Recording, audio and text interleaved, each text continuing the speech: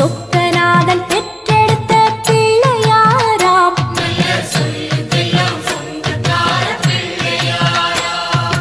கைலாய மலைய விட்டு தெற்கே வந்தாராம். இந்த பிள்ளையாரு பட்டி கண்டு இருந்து விட்டாராம்.